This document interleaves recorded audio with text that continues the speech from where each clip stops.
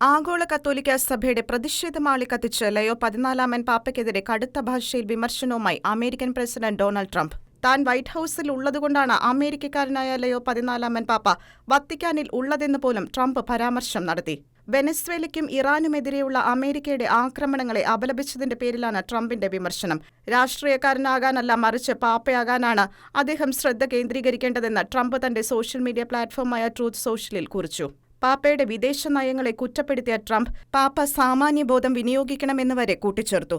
ഒരു അമേരിക്കക്കാരനായതുകൊണ്ട് മാത്രമാണ് സഭ ലയോ പാപ്പയെ ഈ സ്ഥാനത്തേക്ക് തിരഞ്ഞെടുത്തത് എന്നും തന്നോട് നന്ദിയുള്ളവനായിരിക്കണമെന്നും ട്രംപ് കുറിച്ചു. അമേരിക്കയിലേക്ക് മയക്കുമരുന്ന് കടത്തുന്ന വെനസ്വേലയ്ക്കെതിരെ അമേരിക്ക നടത്തിയ സൈനിക നീക്കം ഭയാനകമാണെന്ന് കരുതുന്ന ഒരു പാപ്പയെ തനിക്ക് ആവശ്യമില്ലെന്ന് ട്രംപ് പറഞ്ഞു. പാപ്പ ഇടതുപക്ഷത്തെ പിന്തുണയ്ക്കുന്നത് നിർത്തണമെന്നും ട്രംപ് ആവശ്യപ്പെട്ടു.